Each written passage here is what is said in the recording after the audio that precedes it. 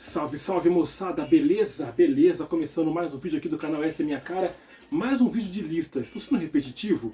Eu procurei pelo menos dar uma mudança radical, eu diria que no tema e principalmente no tempo, na era, né, no período que eu vou cobrir nesse vídeo, cara. Mais uma vez sobre lista, né? Mas é algo bem diferenciado aí do último vídeo, velho. Hoje é pra falar sobre os 10 maiores álbuns dos anos 80. Não é de nenhum estilo específico, de rock, de pop, é dos 10 maiores, melhores álbuns da década de 80 geral, cara. Década de 80 é importante dar uma contextualizada primeiro, o que significa pra mim, como foi importante pra mim, o quão foi importante pra mim. Eu que passei a infância nos anos 80, então tive muito contato com a música pop como um todo ali, né?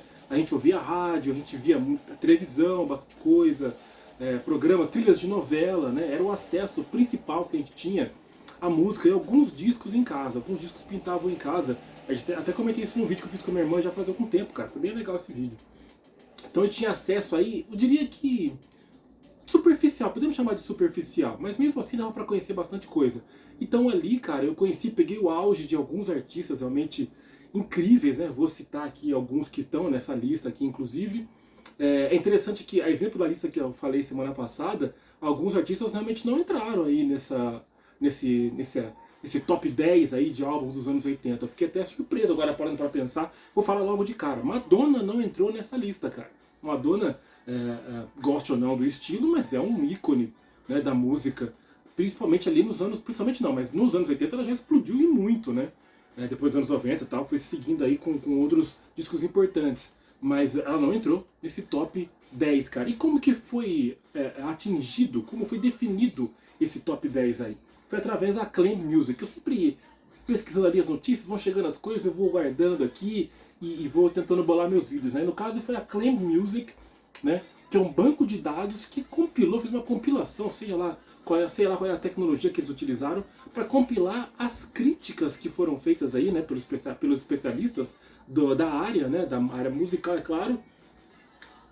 Compilaram essas críticas, fizeram os cálculos ali para para chegar nessa lista dos 10 maiores discos, né, dos anos 80, os que foram mais bem criticados. Então basicamente o critério é esse. Aqueles que tiveram melhor nota na época, que foram criticados mais positivamente na época, né, quando foram lançados, ou sei lá, no passar do tempo aí, né, quando tiveram algum tipo de revisão, às vezes o pessoal retorna para poder fazer review de alguns clássicos, né, e tudo isso deve ter sido contabilizado, levado em consideração para chegar nessa lista dos 10 maiores discos dos anos 80, cara. Então, como eu falei, é interessante para mim, né, de certa forma, reviver, por isso eu quis, quando eu vi essa lista, falei, cara, deve ser interessante falar sobre isso, porque realmente era uma época que, porra, a gente é criança, recorda de tudo de uma forma muito, com afeto, né? Aquela coisa do, como é que é mesmo? Tem uma frase específica que a galera fala, relação afetiva, algo assim, mas deu pra entender qual que é o lance? Então foi isso, cara. Então por isso que acho que vale a pena fazer essa lista, né? Eu tô fazendo mais ou menos que a conclusão antes de começar o vídeo de fato. Vamos pra lista aí, cara. Eu tenho dos 10 discos que foram eleitos aí, de acordo com esse cálculo da Acclaimed Music, esse banco de dados chamado Acclaimed Music, né, música aclamada, desses 10 discos eu tenho 3 e tenho coletânea de 3. Olha como é interessante. Alguns desses artistas, em momentos diferentes da minha vida, eu fui me aprofundando e tal, e tenho os discos, comprei os discos. 3 deles eu gosto bastante, 3 desses artistas, né, que tem discos aqui. Um deles, inclusive, tem mais que um. 3 desses artistas eu não me aprofundei tanto, mas eu falei, puta, eu gosto o suficiente para ter pelo menos uma coletânea. Aquela coletânea robusta, tá ligado? Com muita música. Então foi esse o caso. Então eu tenho 3 discos, álbuns de fato, 3 coletâneas poupudas aí, sei lá. Que palavra é essa que eu usei? 3 coletâneas consideráveis e o resto eu não tenho, tá? Vamos lá então. 10º lugar, Guns N' Roses com Appetite for Destruction. Disco de 87, disco de estreia do Guns N' Roses. Tentar ser rápido aqui, né? Não ficar me enrolando, que eu me empolgo, às vezes acabo falando muito de cada disco. É uma banda que eu gostava quando ela explodiu, principalmente ali já no início dos anos 90. Parece que passou muito rápido, né? Sweet Child O' Mine tá nesse disco aqui de 87. Eu só fui conhecê-la, bem dizer, quando o Guns estava vindo pro Brasil, em 91 pro Rock in Rio. Já tinha Patience e tudo, né? Acho que do álbum seguinte, não tenho certeza. Então esse álbum de 87, Guns N' Roses, eu gostava na época, mas depois quando eu comecei a curtir um som mais pesado, de um estilo diferente, você ficava sabendo que o Axl era um cara mais arrogante, complicado, e eu mergulhei no grunge, né? Então pra mim o Axl era a antítese de tudo aquilo que eu me inspirava, né? Então eu hoje em dia, por exemplo, já nem ligo pra Guns, pra falar a verdade. Depois que comecei a curtir som, parei de curtir e hoje passa completamente batido por mim, cara. Então, Appetite for Destruction tem... mas fora tudo isso, né, tem que ser considerado, tem que ser dito que é um clássico, quase que um greatest hits, né? Welcome to the Jungle, It's So Easy, Mr. Brownstone, Paradise City, My Michelle, Sweet Child O' Mine. Falando das músicas que fizeram um pouco mais de sucesso, fora os lados Bs que de repente até são bons, né? Nona colocação, cara, a gente tem aqui Joy Division Closer, que já é o primeiro dos álbuns que eu tenho, dos 3 álbuns que eu tenho. Eu adquiri recentemente, inclusive tem até camiseta, por muito tempo tive a camiseta, e agora tem o álbum. Eu tenho uma coletânea também do Joy Division, antes de comprar os discos, eu comprei uma coletânea do Joy Division há muito tempo, e com o passar do tempo eu comprei os 2 discos de estúdio que eles lançaram, né? 79, Unknown Pleasures, e o Closer, de 80, cara. Álbum realmente muito importante ali para aquela cena, né, do pós-punk, influenciou muita coisa que viria a seguir ali, né, no pós-punk, na música alternativa dos anos 80. Ian Curtis, acho que ele, pelo que eu lembro aqui da história, acho que esse disco já saiu quando ele já tinha morrido, ou ele morreu logo depois que saiu o disco. É uma coisa assim, muito próxima. É um disco realmente incrível, que tem faixas, agora, cadê as faixas aqui, ó? Vou pegar até a minha lupa para me ajudar melhor, que eu vou lembrar. Isolation, A Means to an End, 24 Hours, algumas das músicas importantes desse disco aqui. Vale lembrar que o single principal do Joy Division, né, Love Will Tear Us Apart, ele não entra em nenhum dos discos de estúdio. Ele é um single realmente bem específico ali, só foi lançado em formato de single, não entra. Eu comprei o Unknown Pleasures achando que estava lá, depois descobri que no Closer também não estava, mas está na coletânea que eu citei. De qualquer forma, Closer, por si só, é um baita disco. É compreensível que ele esteja na 9ª colocação, de acordo com muitos críticos, né? Ele acabou ficando aí na 9ª colocação, segundo disco, como eu falei, do Joy Division. 8ª colocação, aí vem uma das coletâneas que eu tenho aqui. O álbum do Little, cara, não é a coletânea, claro que entra na lista, né? É o álbum do Little, do Pixies, o terceiro álbum do Pixies, uma banda importantíssima também, que vem na esteira do rock alternativo ali dos anos 80, influenciou muito o Nirvana e outras tantas bandas que viriam também na sequência ali nos anos 90, mas já nos anos 80 ele fazia a base do que viria a ser muito do som da década seguinte. Você tem nesse disco do Little, The Baser, Wave of Mutilation, Here Comes Your Man, clássica, né? Monkey Gone to Heaven, e também Gouge Away. A coletânea que eu tenho é essa aqui, cara. Death to the Pixies, coletânea dupla, cara. Tem bastante coisa, eu acho que é uma parte ao vivo, né? O outro lá, o disco 2, se não me engano, o disco 2 é ao vivo. E o disco 1 tem vários aí várias músicas do repertório do Pixies. Mas aqui é só pra constar, tá? Não é o que tá na lista, como eu já expliquei aqui pra vocês. 7ª colocação, Prince and the Revolution, com o disco Purple Rain, de 84. Eu falei que o do Little é de 89, senão tem que estar marcado, tá? Prince and the Revolution, a banda que eu acompanhava, né? Álbum Purple Rain de 84. Isso eu lembro muito da infância, quando tocava a música, quando passava o clipe. Não sei como que eu vi o clipe, em algum momento da Globo, sei lá onde que eu vi o clipe, que não tinha MTV, né? Ou quando passava o filme na TV, né? Purple Rain, nunca assisti inteiro, sempre em pedaço, era muito moleque, não entendi o lance direito. Disco de 84, 6º disco da carreira do Prince, já tinha uma carreira extensa, né? 7ª colocação pro Prince, nesse álbum que tem When Doves Cry, Let's Go Crazy, Purple Rain, é claro, I Will Die For You e Take Me With You, são singles desse disco. Eu tenho essa coletânea aqui do Prince, essa aqui é a dupla mesmo, só com músicas de estúdio, não tem o disco 2 não é ao vivo não. Aqui o Prince, nesse álbum Fever, Prince Forever, coletânea, bem para quem não se aprofunda tanto, não quer ter exatamente a coleção. O Prince tem muitos discos lançados, essa coletânea faz seu trabalho. Vamos para a 6ª colocação, uma banda que eu não gosto, cara, acho até que eu já falei aqui no canal em algum momento, faz tempo. U2, cara, The Joshua Tree, de 87, 5º disco, os caras já viram uma esteira boa, respeitável, U2, beleza? Eu que realmente não gosto, acho um som realmente bem...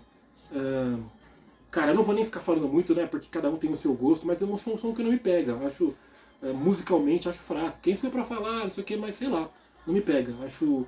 Tem os seus méritos, beleza, conheço algumas músicas, é claro, várias músicas, uma banda gigantesca, mas não me pega, realmente, talvez também pelo fato de eu começar também a ouvir um som e ficar mais radical, e o U2 ficou no panteão das bandas rejeitáveis pra mim, né?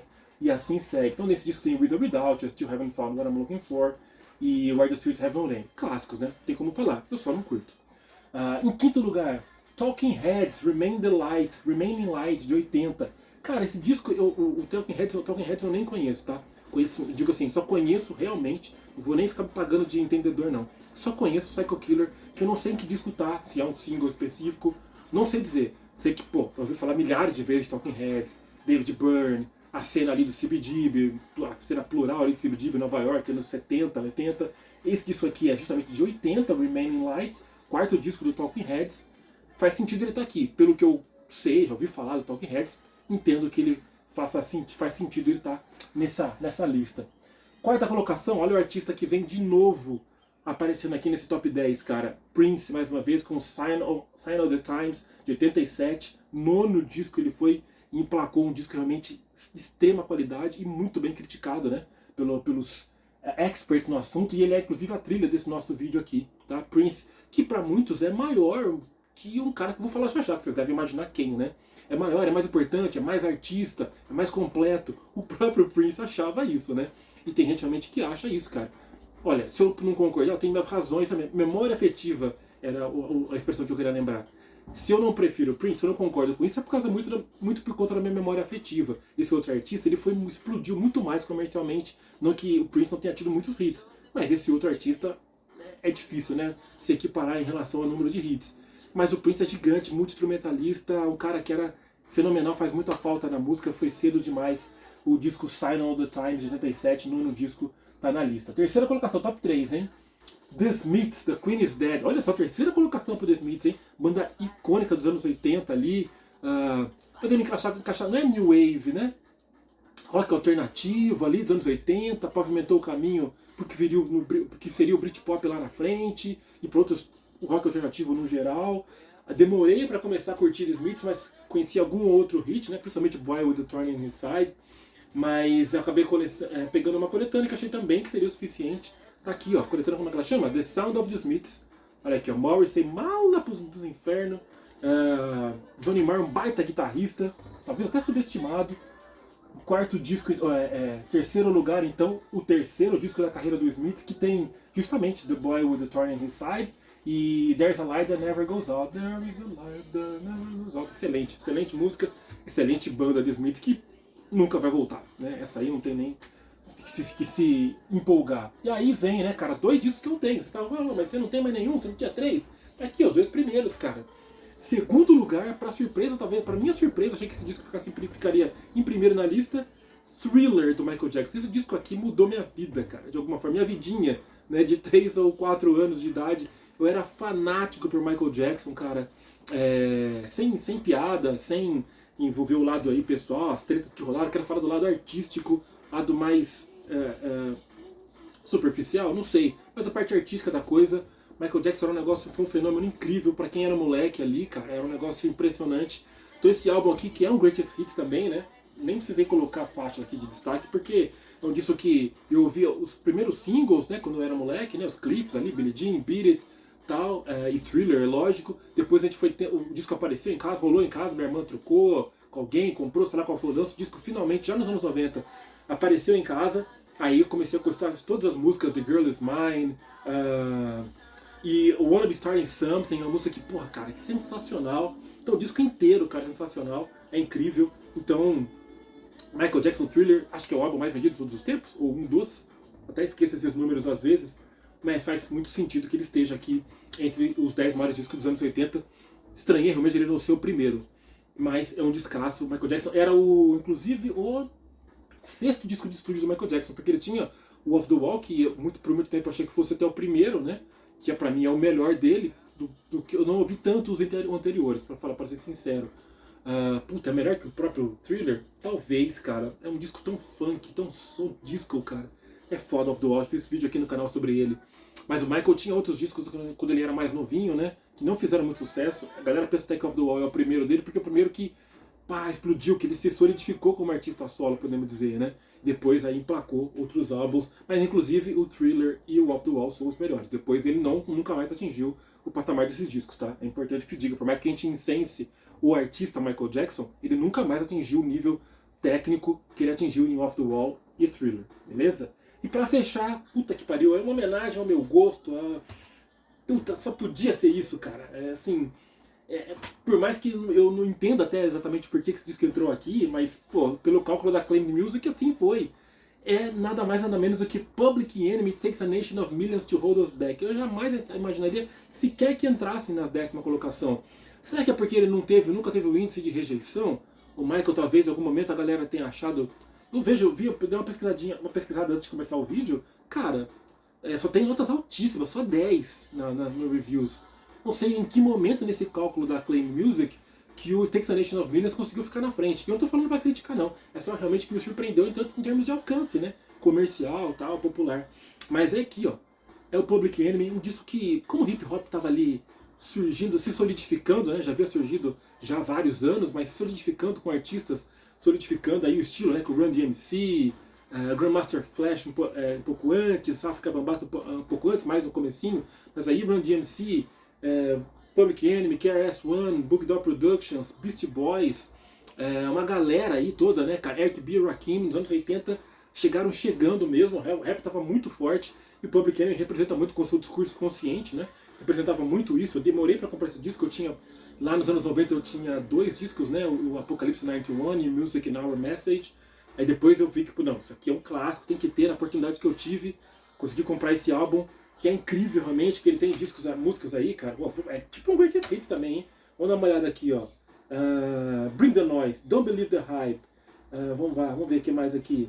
Louder Than a Bomb, Show 'Em What You Got, Black Steel, The Hour of Chaos, Rebel Without a Pause, Prophets of Rage, que virou nome de banda depois. Cara, você vê, só música absurda nesse disco, praticamente também um Greatest Hits, um clássico absoluto do Public Enemy. E assim encerra-se esse top 10 de maiores discos dos anos 80, né? De rock, não é de pop, é de toda a década. Você concorda? E eu já dei um salve no começo achando que a Madonna devia estar aqui. Tem que ser bem sincero com relação a isso. Não está aqui a Madonna.